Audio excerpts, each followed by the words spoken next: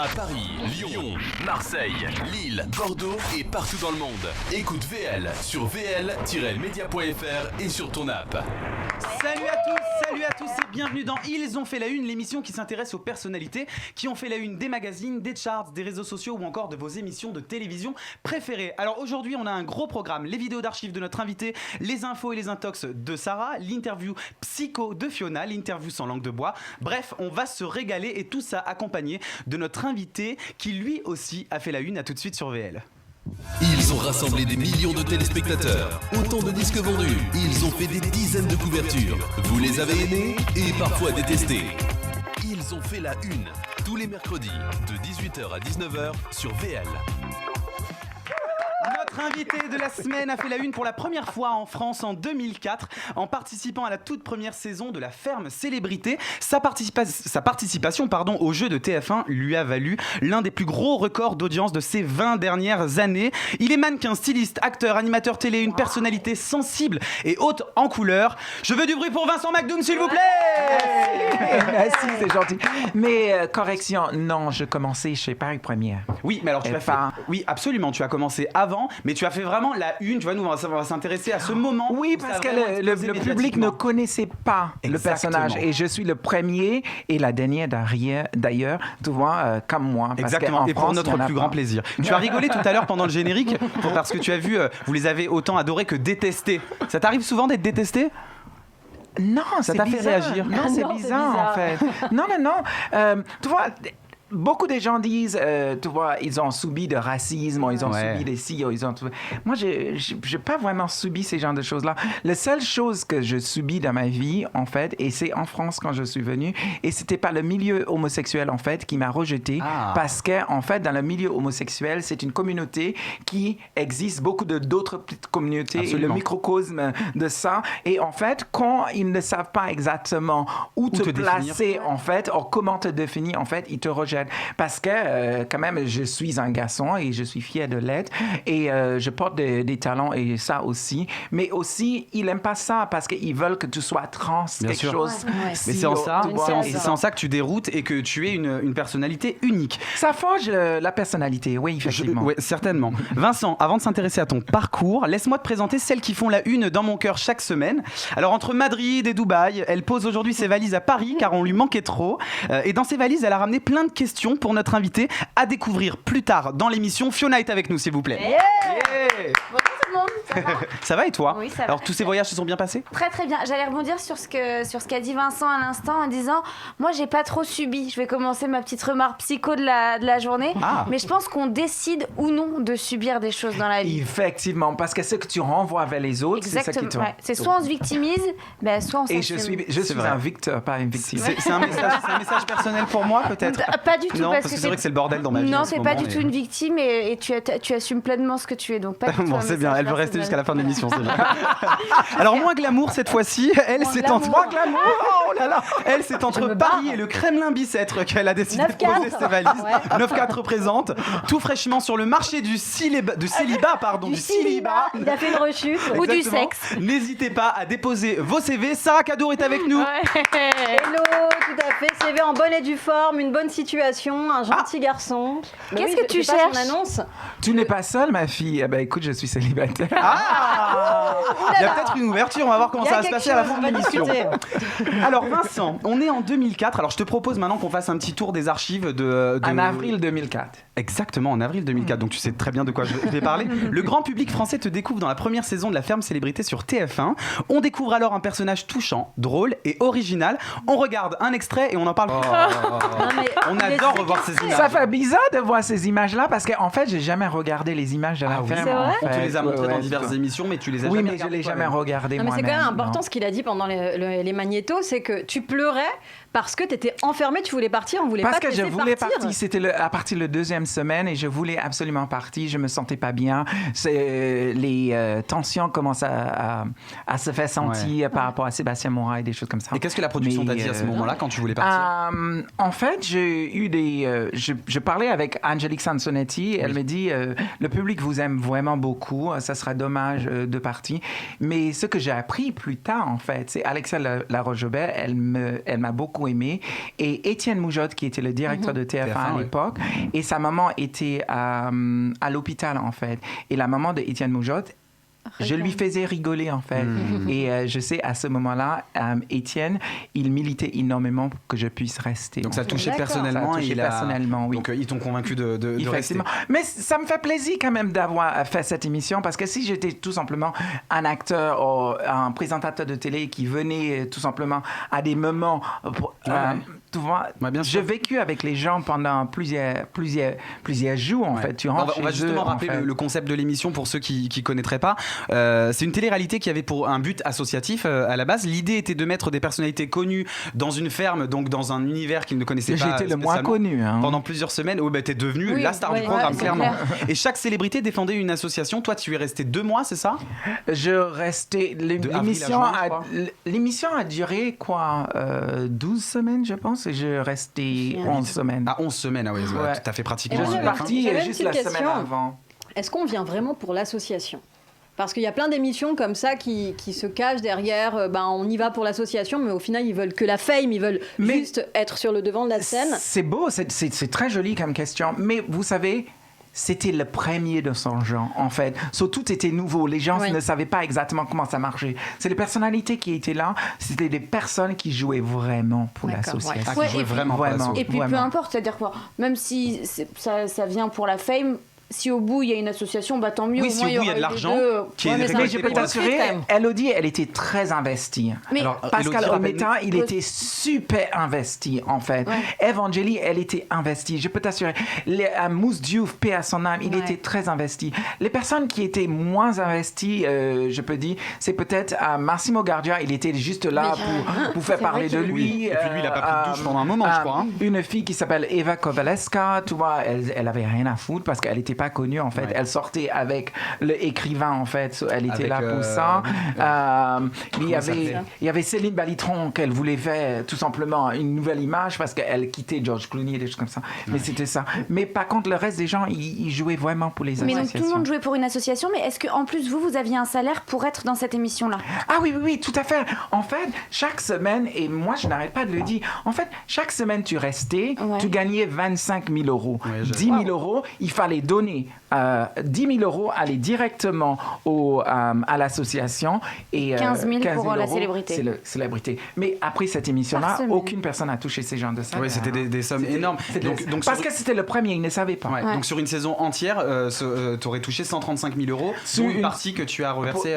Une partie, tu dois reverser 90 000. C'est quand même énorme. C'est-à-dire que c'est vraiment énorme parce qu'aujourd'hui, pour faire Les Anges, t'es payé 20 000 €. Mais c'était la première et à la fois, il y avait déjà eu le succès du Loft. Donc on savait qu'on pouvait se permettre de donner des sommes comme ça parce qu'il y allait avoir des audiences derrière et ça allait suivre financièrement. Et c'était le premier émission avec des personnalités, en fait. Finalement, le public aimait, on n'aimait pas, mais le public découvrait aussi certaines personnalités. Et moi, c'était tout bénef. Moi, rester ou pas rester, écoute... en tout cas, financièrement, toi, t'as vu une différence avant et après la ferme. Ça a changé ta vie financièrement quand même?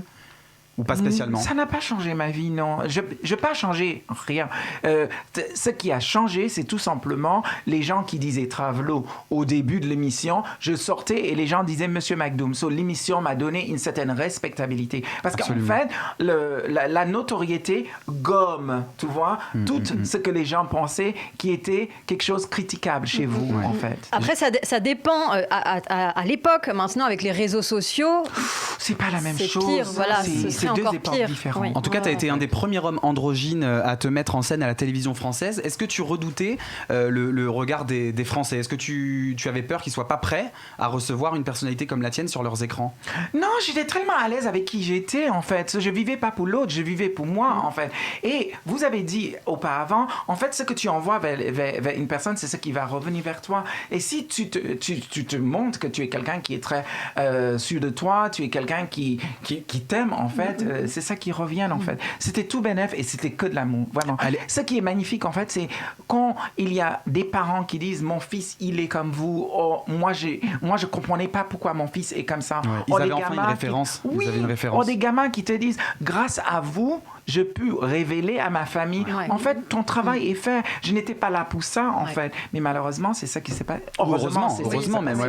Et à fait. cette époque, tu t'habillais pas encore tout à fait Non, pas du femme, tout. hein. Pas du tout. Qu'est-ce qui s'est passé? En fait, qu'est-ce qui s'est passé? En fait, moi, je portais des talons, toujours, mais avec des pantalons, toujours. Ça, c'était, tu vois, une jolie veste.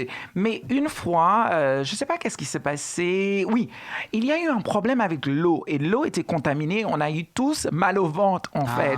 Et je n'ai pas eu le temps de mettre le bas. Et j'avais une pull qui était très longue. Donc, je filais une paire de talons et je traversais le champ, en fait, pour aller faire mes besoins. Donc tout ça, c'est une histoire de gastro, de diarrhée, quoi. Exactement. Et moi, j'ai eu un coup de fil de quelqu'un que j'admire énormément et qui m'a donné ma chance, en fait. C'est Arthur. En fait, il m'a appelé, il m'a dit, Vincent, vous savez, tu vois, cette image-là, on a passé en boucle, en fait, et on a eu 2 millions de téléspectateurs en plus. Est-ce que c'est possible de porter plus de robes? C'est la diarrhée la plus rentable. C'est la diarrhée la plus rentable de la télévision. C'est incroyable. C'est incroyable. Bah alors, on est en 2008 cette fois-ci, et tu te lances dans une toute nouvelle aventure aux côtés de l'animateur Magloire. La Folle Route, diffusée sur TF6, puis ensuite W9 et Énergie 12. Il y aura 3 saisons en tout. L'idée, c'était de vous faire sillonner les routes de France sans un sou en poche, la grosse galère. Ce qui a donné vie à des séquences mémorables. Alors, la Folle Route de Vincent Macdoub et Magloire, c'était ça. Ah non, on n'a pas de ça. Il a piqué. Le chien a piqué. Ah non. Mais il faut absolument trouver l'esthéticienne, là. Mais c'est une obsession. Oui, t'as des poils aux pattes. Et alors, on va l'enlever.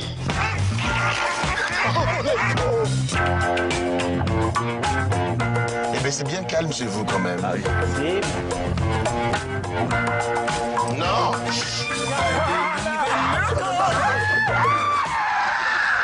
Tu veux pas avoir une échappe dans les couilles, Dites-nous où on est, comment s'appelle l'endroit. Elle prend des trucs qu'on connaît pas. Comment s'appelle votre pharmacien? Est-ce que tu as vu qu'il y a des toiles d'araignée? Il est tout nu.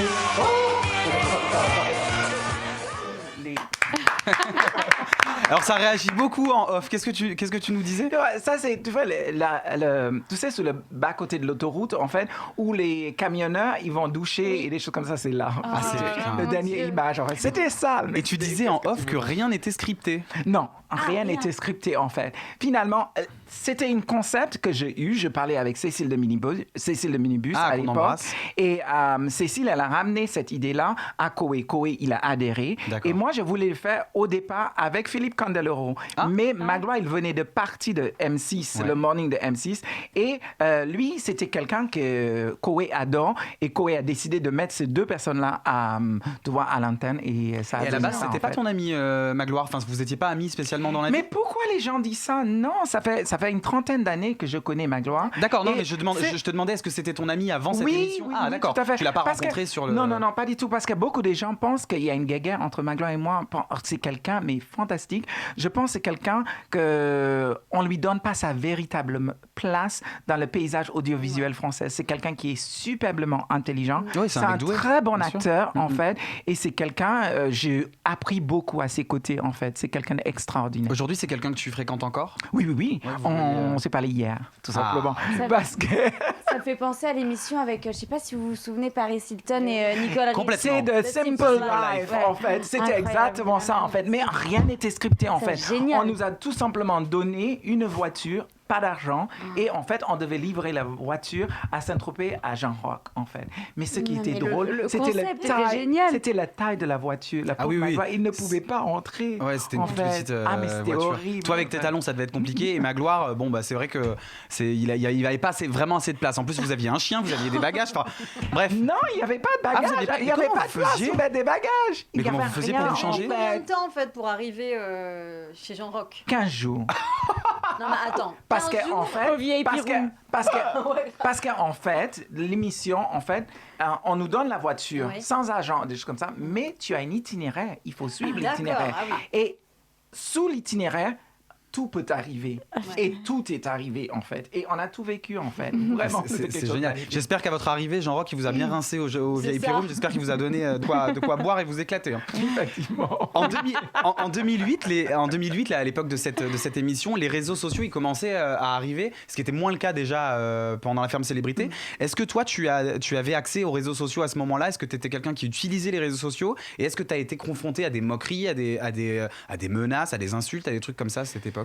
Ou même après, hein. Non, pas vraiment, parce que les réseaux sociaux, je suis commencé assez tard, les réseaux sociaux. Moi, je n'étais pas très adepte à ces genres de choses-là. Et même si j'étais connue, mais ma vie privée, je le gardais farouchement, parce que les réseaux sociaux, les gens mettaient en avant, en fait, leur vie personnelle, en fait. Maintenant, on utilise les réseaux sociaux pour faire de l'argent, pour faire du business, pour vendre des choses. Mais avant, les gens, ils baladaient leur chien fait caca, des choses comme ça. Et moi, je faisais pas ça. Ça fait quoi? Depuis 8 ans. Et c'est marrant parce que du coup, c'est là qu'on voit la différence entre les gens qui font de la télé, parce que tu fais de la télé-réalité, donc on t'a vu te lever, on t'a vu te coucher, on t'a vu rigoler, on t'a vu pleurer, on t'a vu dans plein d'émotions différentes, dans des tenues différentes. Dans des vraies émotions. Et dans des vraies émotions, mais tu les as gardées pour la télé et pas pour les réseaux sociaux. C'est marrant ce contraste. Parce qu'en fait, peut-être l'âge a quelque chose à jouer là-dedans. Oui, parce qu'en fait, je cherchais pas non plus la notoriété. La notoriété est venue tout simplement parce que je suis qui je suis et on voulait de la diversité, tu vois, dans le paysage audiovisuel français, en fait. Mais la seule chose, c'est on veut cette diversité, mais malheureusement, on ne sait pas quoi faire avec cette diversité. Parce qu'on veut que tu restes dans ce qu'on veut que tu fasses. Ouais. Or, tu vois, tu as envie de faire des choses. On te donne ce tremplin, tu as envie de l'utiliser pour faire autre chose. Tu as envie de faire du cinéma, tu as envie d'intégrer peut-être une série télévisée, tu as envie de faire des choses. Mais malheureusement, on veut que tu fasses de télé-réalité, on veut que tu viennes amuser les galeries parce que tu es une grande folle et ça fait plaisir. Tu vois, mais je ne suis pas une grande folle, je suis quelqu'un hautement intelligent et j'aimerais bien qu'on me donne des choses à la hauteur de qui je suis. Absolument, et tu le mérites et c'est pour ça qu'on t'invite dans cette émission, puisqu'on n'invite que les gens qu'on aime. Alors 3 ans plus tard, tu as ton propre reality show, Vincent McDoom à la conquête d'Hollywood sur AB1 et Énergie 12. Tu pars à Los Angeles avec pour but de faire carrière aux États-Unis. Alors entre tourisme, soirée VIP et aventure, Vincent McDoom à la conquête d'Hollywood, c'était ça. Si LA ne vient pas à moi, écoute, c'est moi qui va à Hollywood. Parviendra-t-il à se faire une place au pays du cinéma, des strass et des paillettes? Je suis une bonne mélange entre Angelina Jolie et Arnold Schwarzenegger. Amour, gloire et beauté. Ah, c'est moi, tout craché. Une chose est sûre, il n'est pas au bout de ses surprises. Maintenant, on fait quoi? Ouais, the right address. Ils sont tous en fête. On dirait tous des poissons. J'ai mort d'envie de t'embrasser. Je suis tout excité, tout émoustillé. Mimi.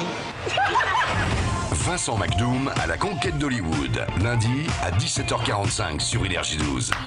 Yeah. Mais là, OK. Là, c'est quelque chose que je veux dire absolument. En fait, j'ai eu l'idée de cette émission-là. Ah, c'était ma question. C'est toi aussi qui as eu cette idée. Oui, le concept est à moi, de la même façon que le Fallout était la mienne aussi. Et je suis allé chez Énergie 12 pour pitch. J'ai fait le pitch. Pour proposer ton émission. En fait. Et en fait, Banco, ils ont adoré, ils m'ont demandé de partir, des choses comme ça. Vous savez, je suis parti, je tournais l'émission. L'émission, il était en boîte, en fait. Et non seulement l'émission, il était en boîte, Énergie 12 a décidé de faire, en fait, les anges de la télé-réalité avec cette même concept. Bah oui, c'est ça. Ah, oui. D'accord. C'est à cause de toi. Et l'émission était déjà en boîte. Mais qu'est-ce qu'ils ont fait? Et l'émission était en boîte 1 an et demi avant Les Anges de la télé-réalité. Ils ont fait Les Anges de la télé-réalité. Ils ont présenté 2 saisons de Les Anges de la télé-réalité et après ils ont présenté le mien. Ah, donc 2 ans après le tournage. On a l'impression que Les Anges de la télé-réalité est devenu... Et ils ont mis le finance pour le promo, des choses comme ça. Ils l'ont pas mis dans Vincent Costo. Mais c'est marrant ce que tu dis. Mais ça, c'est la vérité. C'est marrant ce que tu dis parce que quand je regardais la bande-annonce, je trouvais que ça ressemblait vachement aux Anges. C'est la même chose. Le concept vient de là. Oui, absolument. En fait. Tenter sa chance aux États-Unis. Tu t'es plaint, t'as été voir j'en ai parlé, mais tu sais, quand tu n'as pas le pouvoir, fait, et c'est toi qui es demandeur, en fait, j'ai besoin de travailler. Hein. C'est la même production que Les Anges? Non, c'est pas la même production, en fait. C'était pas la même production. C'était une autre production allemande qui l'a fait. Et Stéphane Joff était formidable. Il a adoré tout de suite. Et moi, j'étais vraiment scotché quand j'ai vu Les Anges de la télé-réalité, la première saison. Et j'ai vu encore, ils ont fait une 2e saison et c'est après la deuxième saison, une fois la deuxième saison a été terminée, ils ont mis Vincent Goes to Hollywood à la place de Les Anges de la télé-réalité. Okay. Mais ça a bien marché. Mais malheureusement, Les Anges de la télé-réalité avaient pris une telle ampleur. Oui, et puis parce que Énergie 12 avait mis beaucoup de promos pour Les Anges et au dépit de ton émission. Pour eux, en fait. C'était important. Bon, c'est pas grave, c'est que ça devait se passer comme ça et je trouve que c'était une émission qui nous a fait rire, qui nous a fait du bien. Le concept vient de Vincent Goes to Hollywood. Mais c'est incroyable quand même. Hein. Donc ça veut dire que Vincent McDoom finalement est un peu à l'origine du concept des Anges. Il fallait le déposer. Tout à fait. Ouais. Pourquoi tu l'as pas déposé à l'époque? Parce que tu fais confiance et tu as envie de travailler et tu fais confiance. Tu sais, tu fais connaissance avec quelqu'un qui s'appelle Stéphane Joff.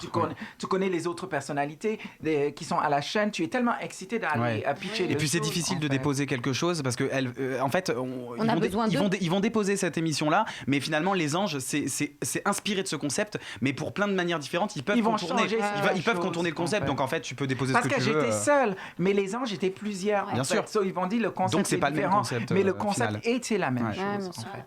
Et alors du coup, est-ce que Hollywood a été conquis par Vincent McDoom? Finalement, en fait, c'est quelque chose que je trouvais très intéressant, mais malheureusement, on n'a pas eu suffisamment de temps. On a tourné cette émission-là en 10 jours. Ah, 10 jours, ah oui, non. En 10 jours. On a tourné cette émission en 10 jours et c'était non-stop. On n'a pas eu le temps, vraiment. Et il y a eu beaucoup de choses parce que tu sais très bien, pour une demi-heure d'émission, tu tournes 2-3 jours. Sauf finalement, on a dû tourner beaucoup et tout était... Et aux États-Unis, c'est pas comme la France. Aux États-Unis, tout ce que tu es en train de tourner, tous les endroits où... À peine tu sors la caméra, on te demande de l'argent. Bien sûr. Il fallait faire les choses le plus vite possible. Il faut être au point, en fait. Si tu n'étais pas au point, tu passes ton temps en train de payer des choses. Et donc là, justement, cette émission-là, elle était scriptée par rapport à La Folle Route. Est-ce que... Non, pas du tout encore. Non plus? Ah ouais. Tout simplement. Non. Vous aviez des rendez-vous qui étaient prévus, etc. Mais parce que c'est des rendez-vous, c'est des amis à moi que je connaissais. Et eux, ils allaient me aiguiller et me guider par rapport à toutes ces choses-là. Et on a travaillé autour de ces personnes-là. En fait. Et tu as été bien payé pour faire ça? Ces émissions-là, malheureusement, non. Tu produisais pas du tout? Non, c'était pas moi qui produisais. C'était une production qui le faisait c'est une production qui le faisait production allemande. Mais cette émission a été super bien faite. Regarde la qualité de l'émission par rapport à Les Anges de la télé-réalité. Regarde la qualité de l'émission. Écoute, Énergie 12 nous a donné que 50 000 € pour faire cette émission. Ah, ce qui est très, très, très peu. Qui a rien du tout. Et là, il y a le voyage, il y a tout dedans, en fait. Vous savez combien a coûté La Ferme Célébrité? Je crois que c'était une vingtaine de millions d'euros. Hein. C'était 21 millions d'euros. Mais après, ce sont des primes aussi qui sont bien sûr, ça, c'est pas du tout le même délire, mais on est quand même sur... Et on t'a proposé du coup Les Anges par la suite alors?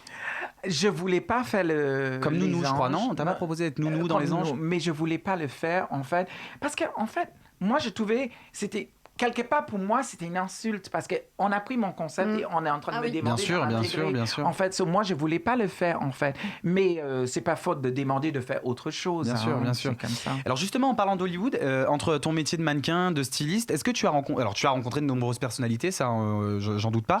Est-ce qu'il y a quelqu'un qui t'a marqué particulièrement outre-Atlantique, dans les Américains? Est-ce qu'il y a quelqu'un qui t'a marqué lors de ton parcours? Pas forcément pendant le tournage, mais dans ta vie dans la mode?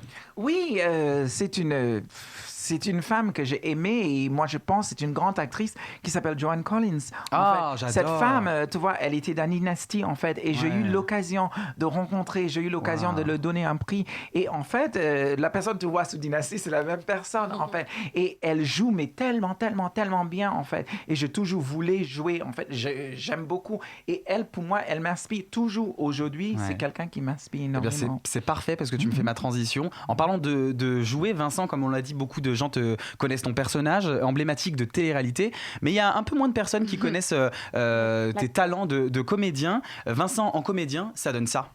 C'était plutôt bien démerdé pour un psy qui n'a pas le diplôme.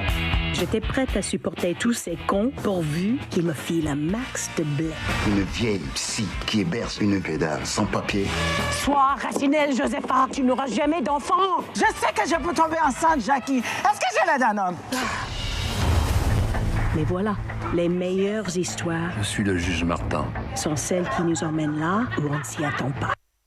Bravo. Ah, Bon, mais- c'est un tout petit extrait parce que c'était plus compliqué de trouver les images. Ce film, j'ai pris beaucoup de plaisir, en fait. C'est Kickback, en fait. C'était présenté à Cannes. Et c'était le deuxième film que j'ai présenté à Cannes parce que le premier, c'était Paris Hilton Moussa. Et dans les deux films, j'avais des rôles principaux, en fait. Ça me faisait plaisir. Josépha. Et c'était en 2015. C'était réalisé par Franck Félizon. Et ce qui est particulier avec ce film, c'est que c'est le premier film français à sortir en e-cinéma. Alors, le e-cinéma, j'ai appris aujourd'hui ce que c'était. En fait, c'est un film qu'on peut voir sur tablette, sur d'autres supports médiatiques que le cinéma avant la sortie, en payant. C'était la première fois qu'on voyait ça en 2015. Et le promo était magnifique, en fait. Mais les extraits sont beaux. Mais ce qui est dommage, en fait, c'est entre le producteur et le réalisateur, il y a eu des rififi et finalement le film, il devait sortir et finalement il n'est jamais sorti. Il est sorti en e-cinéma, mais malheureusement il n'est jamais sorti. Et jouer la comédie, c'est quelque chose d'important pour toi? C'est quelque chose que tu as ancré en toi encore aujourd'hui? Je ne sais pas si c'est quelque chose qui est important, mais c'est quelque chose que je sais que je peux assumer en fait. Et moi je pense que les Français ont besoin de ça parce que les gens se prennent tellement au sérieux en fait. Et le cinéma ou les séries télévisées, ça te permet d'être une autre personne en fait. Moi, j'ai eu l'occasion de faire un casting avec quelqu'un que j'aime énormément. Cette personne, il fait partie de ma vie en fait, Bernard Tapie en fait. J'aime beaucoup ce monsieur. C'est un peu dommage ce qui vient de se passer à lui et Dominique parce que je l'envoie des gros bisous. Mais Bernard Tapie, il m'a demandé de jouer avec lui dans Commissaire Valence et je devais jouer une prostituée travestie en fait. Et moi, c'est quelque chose qui me gênait en fait. Et moi, j'ai lu le script, je suis allé voir M. Tapie et je lui dis, M. Tapie, moi j'aime le fait que tu me donnes l'occasion de le faire, mais chaque chose qui m'arrive, je dois jouer une prostituée en travesti. Et est-ce que ça vous gêne pas que moi, je n'accepte pas ce rôle? Il me dit, je comprends, parce que les gens vont attendre que ça de toi. Et si tu es un acteur, tu dois pouvoir jouer tous les genres de rôles. Quel genre de rôle, toi, tu aimes jouer? Mais tu l'as vu dans le show, j'ai dit, un mélange de Angelina Jolie et Arnold Schwarzenegger, un super-héros. Et pourquoi? Tu vois toutes les séries, tu vois. Moi, je trouve que tu as un vrai pouvoir comique et à la fois un pouvoir dramatique. C'est-à-dire que je te verrais à la fois être quelqu'un d'emblématique dans les comédies françaises. Tu sais, il y a une place pour ce genre de personnage. Mais tous les programmes courts, juste avant les infos, des choses comme ça. Mais je n'ai pas compris pourquoi. Mais aussi, je n'ai pas un agent. C'est ça, c'est une carrière aussi. En fait, oui, mais moi, je ne suis pas un inconnu sur les agents ou les personnes qui font des rôles comme ça. Tu as fait les castings tu as fait les castings pour ce genre de téléfilm ou série? Je l'ai fait le casting pour Kickback, je l'ai fait le casting pour Paris Hilton Moussa. Mais là, par exemple, pour Demain nous appartient ou Demain tout commence. Plus belle la vie. On ne m'a jamais demandé. Alors justement, tu penses pas que le milieu du cinéma, là on va parler vraiment de cinéma parce qu'il y a un milieu quand même élitiste, etc. Ton image de télé, ton image populaire, t'es apprécié des gens, mais on sait que les gens populaires, parfois au cinéma, ça peut freiner. Est-ce que tu as l'impression que c'est un frein justement ton image je de sais télévision? pas. Moi, j'aimerais bien penser que non, ce n'est pas un frein, mais malheureusement, on ne sait pas. Quand tu regardes, en fait, tout ce qui est cinéma et la télévision et séries télévisées outre-Manche, Australie, Londres, dans les autres pays, en fait, il y a une bonne diversité. Tu vois beaucoup. Regarde Laverne Cox dans Orange is the New Black. Oui. En fait, regarde toutes ces choses-là. Mais en France, nous sommes 25 ans en arrière et j'arrive pas à comprendre pourquoi. Parce qu'en fait, en France, les personnes qui font du cinéma, des séries ou des choses comme ça, ils travaillent dans des bandes, en fait. Et si tu n'arrives pas à intégrer une bande, eh ben, écoute, tu es laissé pour compte, en fait, et les gens ne te donnent pas ta chance. Au-delà de ça, c'est qu'en France, on te met vite dans une case, et tu le disais tout à l'heure. Et j'ai toujours refusé ces cases-là. Mais c'est ça le problème. Et c'est que c'est soit tu arrives à rentrer dans le moule et te faire ta place et accepter qu'on te file toujours le rôle de prostituée travestie, et dans ce cas-là, tu aurais fait des films, ou bien tu dis, eh ben non, fuck, excusez-moi, mais moi je suis capable de faire autre chose, et là, tu as plus de chances de ne pas travailler dans le cinéma. Et je suis capable de faire. Mais bien sûr, mais ça, j'en doute pas. Oui, mais il y a tellement des jolies histoires, tu regardes, il y a tellement de belles histoires à raconter. Je ne sais pas pourquoi, c'est toujours les mêmes choses en fait. Mais tu veux pas entreprendre toi-même de produire un film, par exemple? I don't know, tu sais, chacun son métier. Non, mais te former une équipe, tu vois, récolter des fonds, te former une équipe, écrire avec eux quelque chose qui tirait un rôle sur mesure, vu que visiblement les portes en France, on ne te les ouvre pas. Ça, c'est une idée, mais c'est aussi magnifique quand quelqu'un d'autre propose parce que la personne te voit en train de faire quelque chose. Et la personne te Moi, veut. je trouve ça magnifique, en fait. Et l'époque où il y a eu des grands producteurs qui prenaient des décisions, en fait, comme Thierry Ardisson, qui donnait la chance. Tu vois, il y a eu des producteurs qui donnaient la chance, comme Arthur, qui donne la chance à beaucoup de personnes. Maintenant, tout est refermé, en fait. Et maintenant, c'est devenu tellement fermé. De toute façon, on régresse de jour en jour dans le milieu. C'est un peu malheureux. On peut plus dire, heureusement, il y a des personnes comme Arthur. Heureusement, il y a eu des Je croyais que tu allais dire il y a des personnes comme toi. Non. Heureusement, il y a des personnes comme Arthur. Sûr, heureusement, il y a des personnes comme Thierry Ardisson, des personnes comme ça, tu vois, comme Christophe de Chavannes. En fait, heureusement, il y a eu des personnes comme ça. C'est dommage, tu vois. Ce n'est plus le même façon de voir les choses. Ça a beaucoup évolué. La mentalité a changé. Et aussi, si la télévision pense, ou certaines personnes pensent, tu vas pas vendre le coca, ben écoute, ils vont pas te prendre. Hein. Oui, mais en tout cas, nous, on te voit en comédien et moi, j'irai te voir au cinéma avec grand plaisir si l'occasion se présente. Alors, on a terminé ce petit tour d'archives des vidéos parce qu'il faut qu'on avance un petit peu. Maintenant qu'on s'est rafraîchi la mémoire, nous, on aimerait en savoir plus sur le Vincent. Le Vincent que tu es à l'intérieur quand les caméras sont éteintes. Et pour ça, notre Fiona à nous va jouer les psys le temps d'une chronique. Vincent, est-ce que tu es prêt pour t'allonger dans le divan? I love, go ahead. Elle est tellement jolie. Alors c'est parti pour l'interview psycho de notre invité Jingle.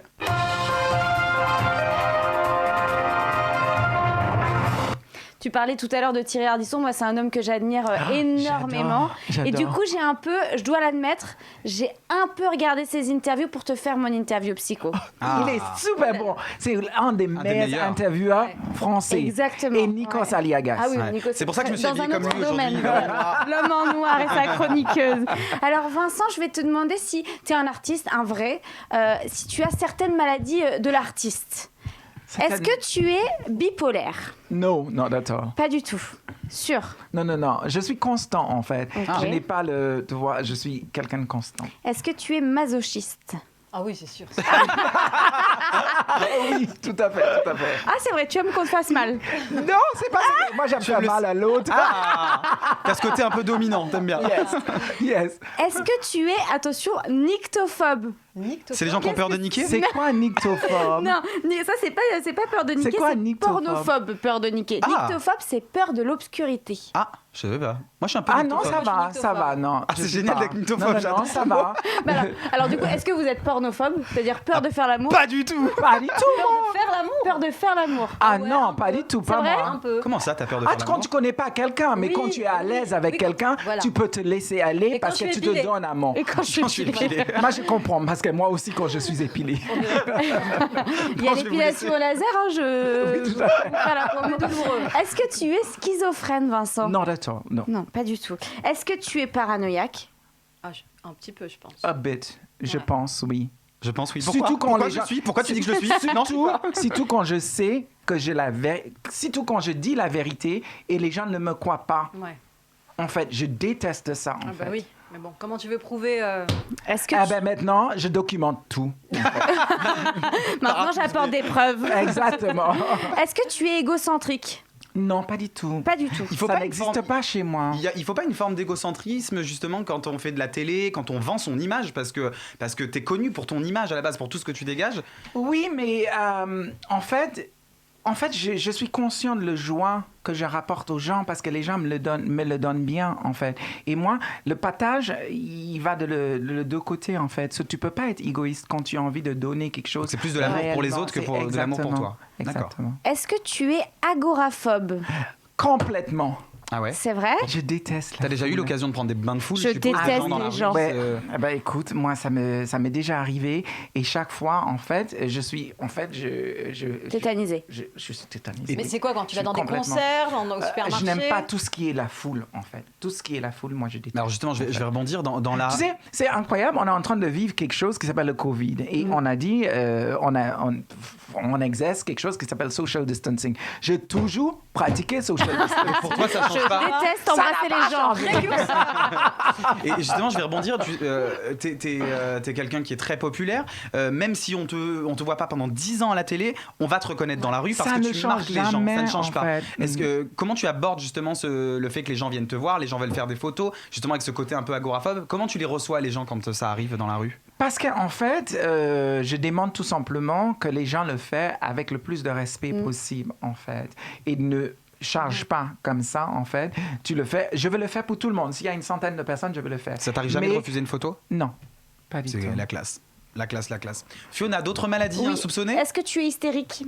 Ah oui. Yes. Je crois que les images parlaient d'elles-mêmes. Hein. Si tu es avec les hommes. Et enfin, est-ce que tu as des tocs? Des tocs? No, I don't. Même des petits allumés Aucun 3 toc. fois. Non. Moi, je suis un vrai toqué. Alors non, peut-être. Quelqu'un qui est très propre, en fait, et qui aime que tout soit propre. T'es maniaque. Je n'aime pas voir... Parce qu'en fait, pendant le Covid, j'ai pris une famille chez moi, en fait. Ah une oui? famille. La mère et le papa et leur fille de 16 ans. Et mon Dieu, j'ai vécu un enfer. Mais enfer. c'était qui cette famille? Une copine à moi que j'ai été à l'école avec elle depuis fort longtemps. Elle vivait à Bruxelles et en fait, elle est venue vivre à Paris. Mais j'ai jamais vu des gens aussi sales comme ça. En fait, mon électricité, mais c'est vrai, mon électricité a quadruplé, mais l'eau, ils n'ont pas utilisé l'eau. Ben voilà, ils ont compensé. Ils ont peur de savon et de l'eau. Et en fait, c'est horrible de ramasser des poils, des genitalia. Mais tu leur disais, il fallait taper du poing. Mais je le disais, mais malheureusement, ils ont parti mercredi dernier. Tu t'es fâché avec eux? Non, je fâche pas avec personne. Alors là, tu vas te fâcher avec eux si tu vois l'émission. Mais je leur ai dit.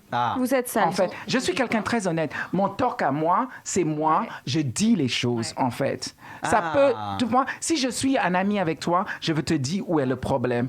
Quand je te dis, c'est pas parce que je veux de mal pour toi, c'est parce que je veux que tu te mettes en question qu'il y a réellement un problème. Tu me fais peur, là, on dirait que tu me parles vraiment.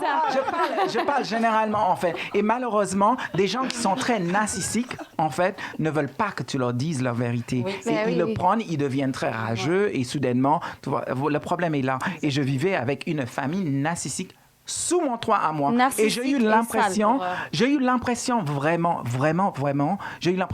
moi je prenais ces personnes-là parce qu'ils n'avaient pas un endroit où aller. Oui. Je les pris, ces personnes-là, chez moi pour habiter avec moi et j'ai eu l'impression j'étais confinée dans un confinement en fait. Parce que je n'étais plus chez moi, j'étais chez eux en fait. Et leur dynamique familiale et des choses comme ça, c'était sale. Mais j'ai jamais vu ça de ma vie. Mais tu sais quoi, je n'ai pas de regret. Quand tu fais des choses, tu le fais et tu l'assumes. Je l'assume, mais malheureusement, je pense pas que je vais prendre des gens habiter chez moi. Bon, je pense qu'on peut dire que Vincent McDoom est sain et surtout propre. Oui, exactement. Et on embrasse. Mais super propre. On embrasse sa famille, ses amis, la famille. Je les embrasse aussi et je le veux de bien pour eux. Mais tu vois, lavez-vous. Ouais, c'est très important. Merci Fiona. Avec Merci plaisir. beaucoup. Alors Vincent, tu es une personnalité qui n'a pas la langue dans sa poche. Ça, on l'a bien compris. Tu dis souvent ce que tu penses et ça, c'est pour notre plus grand plaisir parce qu'on déteste les langues de bois ici. Alors, je t'ai préparé pour l'occasion une petite interview qui va te permettre. Non, mais tu sais, on est des gentils ici. Hein. Ça va nous permettre de nous donner ton avis sur certaines choses. Ok. Est-ce que tu es prêt? Yes. Alors, c'est parti pour l'interview cash de Vincent McDoom. Jingle. T'inquiète, on est en famille. Alors, que penses-tu de la nouvelle génération de télé-réalité? Les Anges, les Marseillais, les Ch'tis. Est-ce que ce sont des programmes que tu regardes? Qu'est-ce que tu en penses? Malheureusement, je regarde pas. Simplement parce que j'en ai fait les beaux jours de télé-réalité. Et à l'époque, nous... Ils filmaient ce qu'on leur donnait. En ce moment, tout est scripté, en fait. Et les jeunes arrivent déjà avec leur avocat, avec leur... Tu vois, c'est des divas qui arrivent, en fait. Et en fait, finalement, on a l'impression que le casting est fait tout simplement pour vendre tout est beau, tout est fabuleux et des choses comme ça. Oui, et après, il y a la vulgarité incrustée, tu vois. Ça manque de spontanéité, de naturel. Ça manque de réalité. En fait, on ne devrait même pas comparer, on devrait tout simplement appeler ça différemment. Ça devrait même pas être les mêmes concepts. manque de réalité, en fait. C'est une télé, c'est un programme. C'est un programme télé, en fait. Mais la réalité dedans, je ne le vois pas. Et en fait, les personnes sont castées parce que c'est une pouffe, c'est tout ci, c'est tout. Mais oui, et d'ailleurs, il y a une grosse polémique en ce moment sur les anges, mais une énorme polémique. Il y a des nanas des anges de la télé-réalité qui ont dénoncé la production un petit peu, voilà, comme quoi la production les forçait à se mettre un petit peu en tenue légère. C'est un peu dommage, mais tu le vois, tout est scripté, Bon, c'est après, un peu dommage. Certaines, on n'a pas besoin de les forcer non plus. Hein. Oui, non, mais... Alors moi mais ils sont castés pour ça aussi, voilà, parce qu'elles sont faciles. Voilà, j'ai entendu beaucoup de trucs comme ça. J'ai notamment Sarah Van Elst, qui était une des candidates de la saison 10 des Anges, une des chanteuses. Boycott Anges, je crois. C'est quelque chose comme ça, et en fait, elle a reçu plein d'accusations comme ça aussi. Il y a eu plein de trucs. Elle m'a contacté tout à l'heure, on n'a pas eu le temps d'en parler. Moi, personnellement, j'ai fait la saison 5 des Anges. Évidemment, on m'a pas demandé de me mettre à poil parce qu'ils auraient été déçus. Aussi, mais il faut arrêter. Là aussi, tu as eu quelque chose avant les Anges. Tu as fait une émission de télécoché. Il y a une façon. Ça dépend de leur réalité. J'ai pas été casté pour ça. Oui, ça, c'est exactement. sûr. Ouais. Mais en fait, quand la chaîne racle les chiottes des autres chaînes pour faire une émission, écoute, pour moi, forcément, c'est des émissions de merde. Et malheureusement, de faire croire à des jeunes, c'est avec ça tu vas devenir une vedette. Heureusement, il y a les réseaux sociaux parce qu'eux, ils peuvent se vendre sur les réseaux sociaux après ces émissions-là. Mais en fait, le mot star, ce n'est pas... c'est une titre qui est décerné à quelqu'un qui est professionnel dans un métier, coiffeur, chanteur, des choses comme ça. Mais ces personnes-là, ils n'ont aucun talent. Ils sont tous en train de... Moi, j'aime pas ce qu'on fait de ces jeunes-là, en fait. C'est un peu dommage. Une personne qui a tiré son épingle de jeu, c'est Nabila. Bien sûr. Elle est d'une intelligence, mais pas possible. Tu vois, bravo à cette fille. Absolument. Mais après... Moi, là où je suis moins d'accord, c'est que ces gens-là, ces jeunes-là, eux, ils avaient quoi comme objectif de vie? C'était de devenir riche et de devenir célèbre. Oui, mais parce que... C'est ce qu'ils ont réussi à faire. Oui, ils ont réussi à faire ça. Réussi. Aujourd'hui, Nabila, c'est les seuls. Non, ils sont tous. Mais on va en parler juste après. Justement, on va avoir une petite question là-dessus. Tu nous redonneras ton avis, mais là, il est tranché. Hein, on n'a pas de doute. Tu as connu... Parce que j'en ai fait meilleur que ça, en fait. Bien sûr. On ne va pas me demander de baisser mon niveau et accepter ça. Je comprends.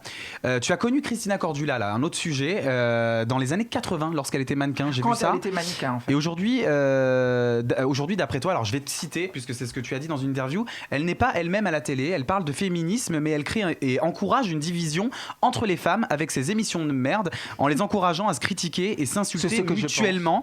Est-ce que tu confirmes ces propos? Ah oui, je confirme ces propos. Quand on dit on est féministe, on ne met pas des femmes l'un contre l'autre dans une émission, tout simplement parce qu'on a envie de faire de l'argent soi-même, et les femmes, elles sont en train de se battre entre eux. Moi, je trouve ça.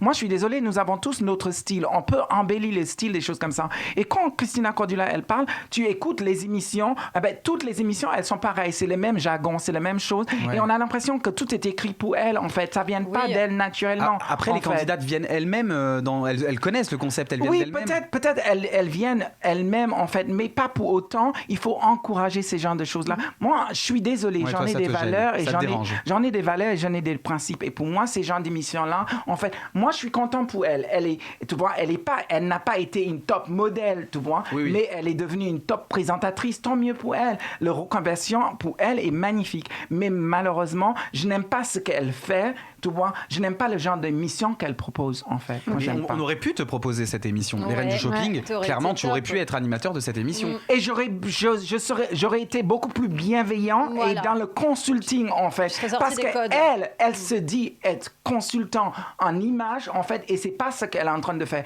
Et quand tu écoutes les conseils qu'elle donne aux gens, mais je suis désolée, mais même elle va pas le porter. Je ne comprends pas pourquoi tu donnes des conseils à quelqu'un que toi, tu vas pas suivre le conseil toi-même. Tout simplement, elle a compris que c'est la télé, elle fait de la télé. C'est un peu dommage. Et ça lui a rendu bien parce qu'elle est devenue millionnaire et elle vend son image comme ça. Mais tu vois, si je vois Christina, je suis pas fâchée contre elle. Oui, voilà. Est-ce que vous êtes revus? Non, je l'ai pas revue. Elle a pas réagi après tes déclarations? Non, pas du tout. Je suis pas fâchée avec Christina Cordula ou fâchée contre elle, en fait. Moi, je pense que c'est une belle personne, tu vois. Et moi, tu sais, il y a certaines choses, elle doit dire non, en fait. Et en fait, juste pour être présent, elle accepte tout et n'importe quoi. Et elle dit tout et n'importe quoi. Et moi, qui est vraiment quelqu'un de la mode, quand je l'écoute, ses conseils à elle, c'est faux. C'est vraiment pas... parce que les gens ne peuvent pas acheter les genres de vêtements que nous, on peut acheter, on doit leur vendre de n'importe quoi et de le faire ça avec eux. Non. Je préfère une émission qui était beaucoup plus intelligente, qui s'appelle Belle toute nue. Ah oui. Je trouvais beaucoup plus intéressant et beaucoup plus intelligent la façon dont c'était fait. Elle est rentrée, tu vois, dans le bas de gamme, tu vois, et ça, c'est un peu dommage. Bah Vincent, elle est là aujourd'hui. On a mais c'est génial. Elle est belle. Moi, je trouve qu'elle a beaucoup de qualités, en fait. Mais, tu vois, elle se dit être féministe, en fait. Et pour moi, tu peux pas dire une chose et tu vois, au-delà de la personne, c'est plus son travail et la direction qu'elle a pris que tu critiques. Voilà. On l'a bien entendu. Alors, tu as déclaré plusieurs fois ne pas croire au prince charmant. J'ai vu ça en vidéo. Est-ce qu'aujourd'hui, tu es un cœur à prendre, Vincent ? Non, il est bientôt maqué avec Sarah. Non. Pour l'instant, il n'y a pas eu l'échange avec Sarah. Oui, malheureusement, j'ai personne de ma vie, je suis une cœur à prendre, bien évidemment. Je ne crois pas dans le prince charmant, mais t'aimerais bien qu'il arrive quand même. Qu'est-ce que tu rechercherais ? J'embrasserais le crapaud. C'est quoi ton mec idéal ? C'est quoi ? Physiquement, mentalement. C'est quelqu'un qui n'est pas feignant. C'est quelqu'un qui est propre sous lui. C'est quelqu'un qui arrive à me faire rire. Quelqu'un qui est très indépendant, en fait, parce que quelqu'un qui colle sous moi, comme moi, je déteste ça. J'ai besoin de quelqu'un qui est intelligent, parce que l'intelligence... En fait, le sexe est très important pour moi, mais l'intelligence de quelqu'un est très importante pour moi. Moi, je m'en fous de l'âge de la personne, en fait, mais tant que la personne est intelligente, j'ai besoin de ça. Donc tu pourrais avec un homme de 95 ans. Mais s'il est intelligent et moi... Non mais 95 ans, bien avancé. Physiquement, est-ce que... Non, on connaît quand même ça. Je ne suis pas gérontophile non plus. Non mais bon, moi je pense que là, tu as défini tous les critères de Sarah. En plus, Sarah est un ancien homme. Oui, c'est ça. Donc c'est bon, on peut faire quelque chose. C'est quelqu'un tout simplement qui est... quand même est un peu sportif, parce que les personnes qui se laissent aller, moi je trouve ça pas beau en fait, parce que le sport, il y a tellement de choses pour faire le sport, je comprends pas comment c'est bon pour le mental. Et est-ce que tu es du genre à te mettre sur des applications, etc. Comment tu rencontres les gens que tu fréquentes? En fait, c'est incroyable, je vais vous dire quelque chose. Tu sais, les applications et moi ça ne marche pas.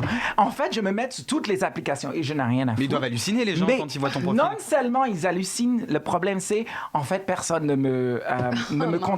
Pourquoi? Tout simplement parce que eux, ils vont appeler la direction de l'application. Il va dire c'est de l'usurpation et ils vont le couper. Oui. En fait, eux, ils enlèvent mon chose. Finalement, ça ne marche pas avec moi. La meilleure façon, c'est quand je rencontre des gens dans la rue, dans les soirées, des choses comme ça. C'est comme ça. Mais c'est pas la meilleure période là. Malheureusement. Mais il y a des applis. J'ai entendu parler d'une application un peu élitiste. Oui, Raya. Raya pour les filles. Ah mais je connais pas. Oui, j'étais dessus pendant. Je ne suis plus dessus. Mais c'est quoi ça? Alors c'est une application sur laquelle il faut payer pour y être. Et il faut se faire accepter pour y être. Donc il faut être parrainé par quelqu'un qui est déjà sur l'application.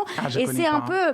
En fait, il y a les rencontres et à la fois sociales et à la fois un peu sentimentales, amoureuses, sexuelles, tout ce que vous voulez. Mais en gros, c'est que des gens qui soit doivent se rencontrer pour le travail, donc un milieu artistique, ou alors des gens un peu connus. Non, mais le pire, c'est il y a une qui s'appelle Grindr, en fait. Oui, et en fait, moi, je l'ai fait une fois, deux fois, et après, ils m'ont coupé parce qu'ils disent c'est pas Vincent, en fait. Parce qu'en fait, je leur répondais, en fait, tu veux parler avec la personne, et quand tu as envie de parler avec la personne croit que c'est pas toi, en fait. Et la personne commence à te dire, en fait, non, il n'est pas dans le sexe et des choses comme ça, mais alors moi, j'ai toutes les photos, tu as le... Moi, j'ai une technique parce que je l'ai vécu aussi. En sortant des anges, j'ai été célibataire pendant 6 mois. Je me suis mis sur toutes ces applications, et il y a beaucoup de gens qui croyaient pas que c'était moi parce qu'ils m'avaient vu quelques semaines avant à la télé. Et la technique, c'est de demander à la personne de faire la photo de son choix, c'est-à-dire, je sais pas moi, fais-moi une photo avec, je sais pas, toi en tailleur dans la salle de bain avec un foulard rouge dans la main. Si tu fais la photo et que tu l'envoies dans les 10-15 minutes, ça prouve bien que c'est toi. Non, mais tu vois, par exemple, oui, non, mais bon, Raya, t'es directement. Alors, moi, je suis pas du tout sur les autres applications, mais Raya, t'es directement relié à ton compte Instagram. Ah, mais celle-là, c'est cool. C'est pas mal. On sait que c'est toi. Voilà. Parce que je peux t'assurer toutes les autres choses. Ah ben, écoute, et par exemple, et comme il y a des personnes, des célébrités, t'as interdiction de faire une capture d'écran du profil. Sinon, tu peux être radié de l'application. Non, c'est génial. Cool, ça. Oui, on va te donner l'adresse et Fiona va te parrainer. Mais tu sais que ça m'intéresse. Je vais vous parrainer. On va le faire ensemble. Je vous ferai un prix de groupe. Bon bref, merci Vincent pour ton honnêteté. On va devoir avancer dans l'émission parce que j'ai une autre fouine à faire parler. Comme tu as pu voir, la jolie brune qui est en face de toi, elle est curieuse. Elle est super belle. Elle est belle, hein. Elle est belle, elle est intelligente en plus. Elle est curieuse et elle a dégoté pour nous des rumeurs te concernant. Alors certaines sont vraies, certaines sont inventées complètement et tu vas nous dire ce qui est vrai et faux. Et tu vas nous expliquer pourquoi. Est-ce que tu es prêt Vincent? Why not? Alors c'est parti pour l'info ou l'intox de Vincent McDoom, jingle.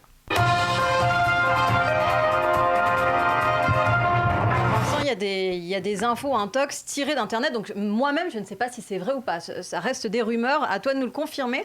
Donc il y a le site Mediamas qui a fait part d'une enquête concernant tes revenus et ils écrivent, je cite, d'après les calculs, le mannequin entrepreneur pèserait près de 275 millions d'euros. Énorme. Outre ses gains professionnels, il devrait son immense fortune à de judicieux placements boursiers, un patrimoine immobilier conséquent et très lucratif. Il posséderait également plusieurs restaurants à Paris, un club de football à Sainte-Lucie. Alors qu'est-ce qui se passe? Ça va te coûter cher le parrainage, Raya. 300 millions.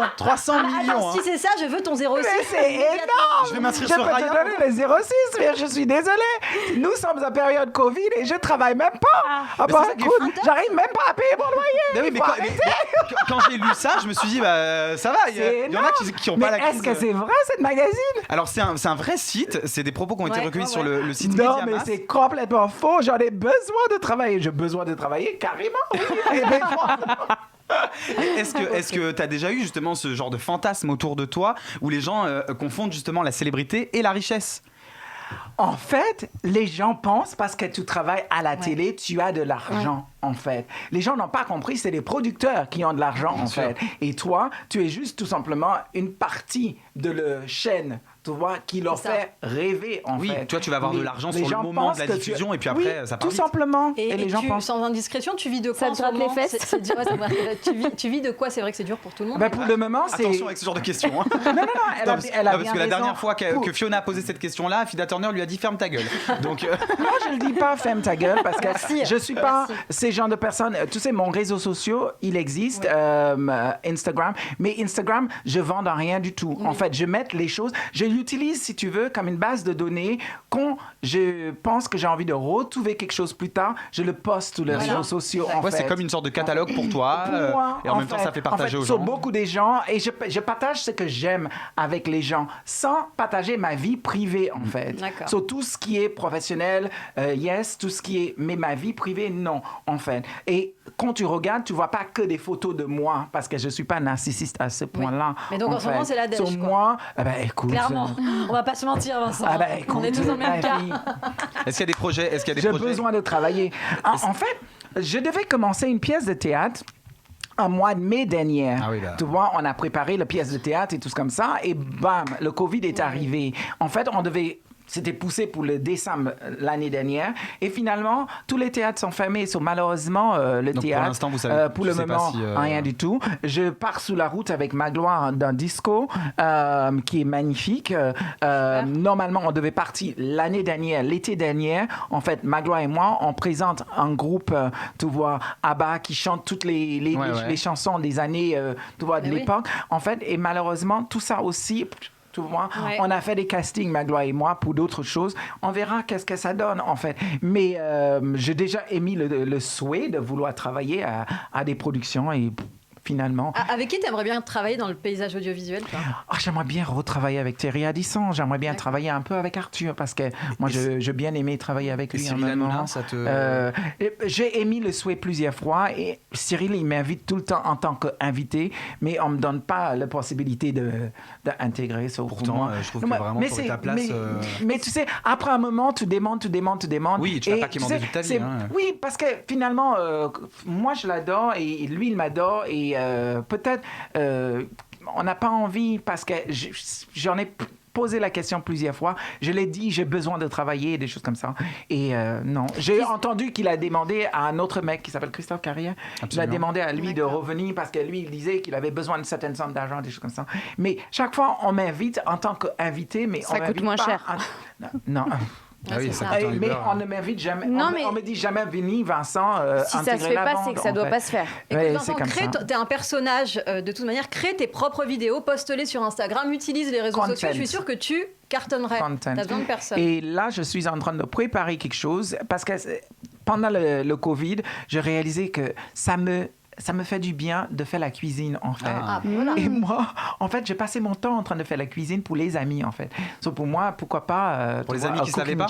Voilà. Tu viens manger pour les amis qui ne se prenaient pas leur douche. Pour tout le monde. Okay. Tu vois, tu viens à la maison, moi, je fais la cuisine à manger. Moi, j'aime ça. J'ai besoin de manger gratos. Moi, j'aime ça, en fait. Et je prends beaucoup de plaisir à le faire. Ça me détend. Ouais, mais un petit concept. Vincent, deuxième rumeur. Alors, à prendre avec des pincettes. Selon la rumeur, tu aurais été agressé par un sans-abri il y a quelques années. Ah oui. Et depuis, cette expérience t'aurait tellement traumatisé que tu serais devenu, je reprends tes termes, claudophobe. C'est ce que tu avais dit à l'époque. Mais vraiment. En fait, je sortais parce que je devais aller voir ma nièce, Sue-Hélène. Bonjour à elle. Et en fait, j'allais à la banque pour retirer de l'argent. Et soudainement, il y a ce monsieur qui est venu. Et quand il est venu, il m'a dit « Ah, tu es la personne de la télé ». Et il m'a donné une coup de poing là, en fait. En fait, il m'a cassé l'os qui est là. En fait, l'os, il était cassé, en fait. Et je peux t'assurer, et je ne regarde plus le clodo de la même manière. C'est vrai. J'ai une phobie. T'as vraiment une phobie. Genre, quand tu vois un SDF dans la rue, c'est triste quand même. C'est triste parce que finalement, c'est une forme de discrimination. Moi, je suis désolée, mais j'ai pas subi ce genre d'agression, mais des agressions verbales de la part de SDF ou autres même. Et je suis pas rassurée parce que je me dis généralement, c'est des personnes qui sont dans les excès de l'alcool, de la drogue, et voilà. Tu ne sais jamais. Et tu sais jamais la manière dont ils peuvent réagir, s'ils peuvent se sentir agressés ou. Je suis d'accord avec toi. Je suis pas sereine non plus. Je préfère ne me pas mettre dans cette situation. So, moi, je viens de ce trottoir-là, je te vois là, ben écoute, je vais passer sous l'autre trottoir. Moi, je te laisse dans ton chose, mais ça ne veut pas dire que j'aide suffisamment de personnes. J'ai aidé une famille qui n'avait pas nulle part à aller pendant 7 mois pendant le Covid. En fait, je peux aider les gens, mais moi, je suis désolée, je ne vais pas... Quelqu'un que je vois qui est pas dans son état normal. C'est devenu quelque chose de viscéral chez toi. En tout cas, on embrasse quand même tous ces gens qui sont dans le besoin. C'est un peu dommage parce que la France, c'est un pays qui est très riche, de voir des gens comme ça. Et c'est peut-être leur situation qui leur met dans cette. Mais bien sûr. La plupart travaillent en plus. C'est juste qu'ils vivent dans la rue, mais beaucoup travaillent. Troisième rumeur. Alors, tu aurais subi, comme Marilyn Manson, une intervention chirurgicale pour retirer certaines de tes côtes pour t'affiner la silhouette. Ah bon? Info ou un tox? Moi, je veux. C'est un tox? Alors, tu sais, on l'a lu nulle part, c'est nous qui l'avons inventé. C'était pour voir si tu suivais. Mais t'as tellement une taille de guêpe, t'es tellement bien fait que. À 56 ans. C'est incroyable. Je suis même pas comme ça à 30 balais. Évidemment, c'était une intox. Non, mais aussi, c'est ce que tu manges, en fait. Ce que tu mets entre. Beaucoup de gens attendent qu'ils commencent à voir les premières rides ou ils commencent à voir des problèmes de vieillissement pour commencer à réagir, en fait. Mais il faut le prévenir. En fait. Et le prévenir, c'est pas forcément les crèmes, parce que les crèmes, en fait, on le fait ça, on a besoin que tu achètes les crèmes. Toutes les crèmes que tu utilises, c'est faux. En fait, c'est ce que tu mets en toi. En parlant de ça, c'est une rumeur qui ne faut absolument pas prévue, mais j'ai un souvenir que tu avais dit à la radio, je sais pas si c'était une rumeur ou pas, à la radio que le meilleur masque beauté, entre guillemets, c'est le sperme. Oui. Et ça marche. C'est vrai? Mais alors attends, tu peux m'expliquer où tu te fous? Comment tu fais? Regardez, il rayonne. Bah oui, c'est vrai que ça marche. C'est vrai que ça marche. Mais alors, ça marche, il y a beaucoup de protéines dedans. C'est du sperme frais que tu prends ou c'est du sperme... Mais essayez, tu as la machine. Ah bah attends, j'arrive. Tu as la machine. 4 minutes d'émission. C'est incroyable. Tu sais, une fois, j'étais chez Zara, en fait. Et il y a une jeune femme qui me dit, je voulais te poser une question. Vous avez dit que le sperme, tu vois, est-ce que ça marche aussi pour le... sécrétion vaginale. Donc elle voulait se mettre les sécrétions. Amis du soir, bonsoir. Amis de la poésie, bonjour. Mais elle m'a posé la question. Mais elle était tellement naïve, en fait, en le disant, en fait. Tu vois, mais je savais pas. Et à quelle récurrence on se met un masque de sperme sur le visage? Faut qu'il soit frais, c'est direct. Ça dépend de la récurrence de... Éjaculation faciale, au moins ça va direct. Oui, c'est ça dépend de la récurrence de tes partenaires sexuels. Tu le laisses une dizaine de minutes, ça sèche et après tu fais. Voilà, une autre idée de vidéo, tu vois, de tuto beauté que tu pourrais faire. Ça cartonnerait. C'est gratuit, en plus c'est écolo. Théo, c'est bon pour le... Alors Vincent, autre rumeur ou non, tu aurais été pendant un court laps de temps directeur artistique de la maison Vuitton. Pourquoi les gens disent que j'étais directeur artistique? Je ne sais Non, alors je crois que c'est écrit sur ton Wikipédia. Mais je sais, n'importe qui peut ajouter ce qu'ils veulent sur Wikipédia. C'est ça. Bien, t'es là pour rétablir la vérité, justement. Je travaillais avec Marc Jacobs, qui était le directeur artistique de Vuitton. So, j'étais assistant au directeur artistique. Donc tu étais assistant de Marc Jacobs. J'étais son assistant. C'est incroyable déjà. Il y a une grande différence, tu vois. So, quand tu es assistant à le directeur artistique, eh bien là, pour moi, ça me faisait beaucoup plaisir parce que Marc m'a appris beaucoup de choses dans le métier de luxe. Moi, j'ai la chance d'habiter à Paris. C'est le berceau de luxe et de bon goût. Eh bien, écoute, certaines personnes n'ont pas cette chance. Moi, j'en profite. Bah, tu fais bien. On a terminé, Sarah? Tout à fait. Merci beaucoup. Bon, tu vois, les rumeurs étaient quand même fondées, la plupart. Hein. Ouais. Bon, à part pour les côtes comme Marilyn Manson, on savait bien que c'était une blague. La chanteuse chère. Alors, elle l'a fait ? Oui, elle a enlevé des côtes pour avoir. Mais moi, j'aimerais bien le faire. Et Marilyn Manson l'a fait pour pouvoir se faire des autofellations. Oui, de pouvoir se plier et pouvoir se masser bon lui-même. Ce qui est très pratique pour les masques au sperme, du coup. Après il a quand même démenti sur tu vas le un faire, plateau. toi? Bon, je te dirai. Je t'enverrai une photo. Tu sais faire l'autofilation, toi? Ah non, faire l'autofellation avec le beat que j'ai, Alban. non, c'est pas possible. Ah, C'est ok. impossible. Quoique ça peut être un projet, on va y réfléchir. Alors bon, peut-être qu'on te retrouve très bientôt au théâtre, on l'espère. Oh, Au cinéma, doigts. j'espère Oui, aussi. Sur tes réseaux sociaux. Je vais être au théâtre avec qui? Ah ben, ça fait 16 ans déjà. Mon Dieu, le temps passe vite.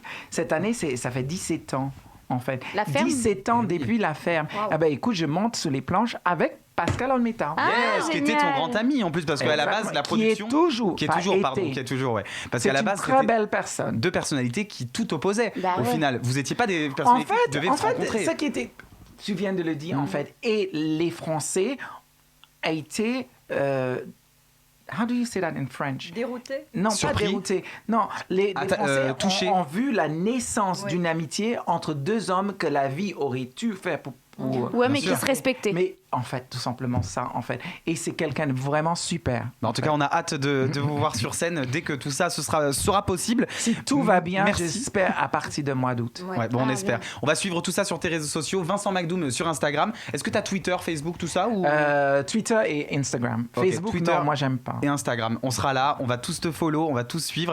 On va finir cette émission puisqu'on n'a plus le temps malheureusement. Merci les C'est filles. déjà fini? Oui, Ouais, c'est regarde le fini. compteur, Oh, il est déjà vous êtes 1h58 secondes. adorables. T'as passé un bon moment? Super, merci. Bah nous aussi, t'es Merci. hyper inspirant. On est Merci. très content de t'avoir Merci. reçu. Merci les filles pour votre Bah, bonne humeur. merci. Quant à Merci vous, à merci vous. de nous avoir suivis. On se retrouve la semaine prochaine avec un autre invité qui lui aussi a fait la une. Bisous. Ils ont rassemblé des millions de téléspectateurs, autant de disques vendus. Ils ont fait des dizaines de couvertures. Vous les avez aimés et parfois détestés. Ils ont fait la une tous les mercredis de 18h à 19h sur VL.